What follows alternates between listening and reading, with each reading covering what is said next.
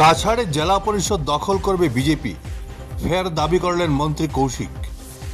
কাছাড়ে পঞ্চায়েত দখল করবে বিজেপি, বিপুল সংখ্যক আসনে জয়ী হবেন বিজেপি প্রার্থীরা।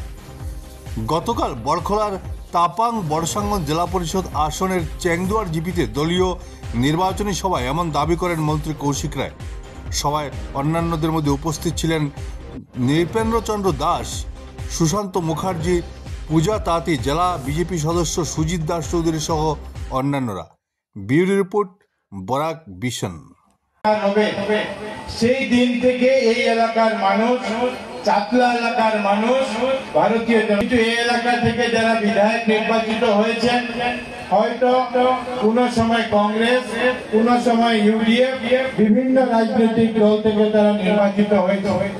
আর এটার জন্য যারা ভারতীয় জনতা পার্টির জন্য ভোট দিতেন, যারা ভারতীয় জনতা পার্টির হয়ে কাজ করতেন, তাদের এলাকা, এই সমস্ত এলাকার রাস্তাঘাট থেকে শুরু করে যে বিভিন্ন অসুবিধা, সেই অসুবিধাগুলো কোনোদিন সমাধান হতো না। এবার আমরা লক্ষ্য করেছি যে নতুন ভাবে ডিলিমিটেশন হয়েছে, নির্বাচন কমিশন নতুন ভাবে ডিলিমিটেশন করেছে। আর আমাদের এবার সৌভাগ্য হয়েছে যে এই এলাকা থেকে, বরখলা বিধানসভা থেকে প্রায় 50,000-এর বেশি ভোট দিয়ে ওনাকে আমরা সাংসদ নির্বাচিত করেছি। নতুন ভাবে পঞ্চায়েতের ডিলিমিটেশন হয়েছে।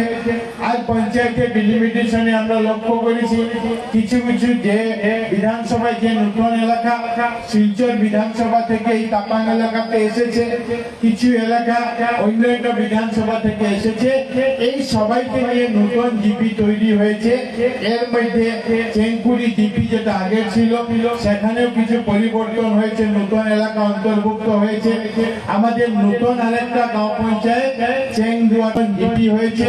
নতুন কাঞ্চনপুর থেকে শুরু করে চেংদুয়ার বস্তি, চেংদুয়ার বাগান, এলগিন, এই এলাকাকে নিয়ে একটা নতুন চেংদুয়ার জিপি নির্মাণ হয়েছে, তৈরি হয়েছে। আর আগে তাপাং যে জেলা পরিষদ, সেটার নাম ছিল আলগাপুর পূর্ব, সেই নতুন জেলা পরিষদের নামকরণ হয়েছে তাপাং বর্ষাঙ্গন। আর এটাতে আগের যে এলাকা ছিল এই এলাকার সঙ্গে নতুন একটা জিপি যুক্ত হয়েছে। আজকে আমরা এই আমাদের জন্য অত্যন্ত আনন্দের যে এই এলাকা নিয়ে আমরা নতুন জিপি, নতুন এলাকা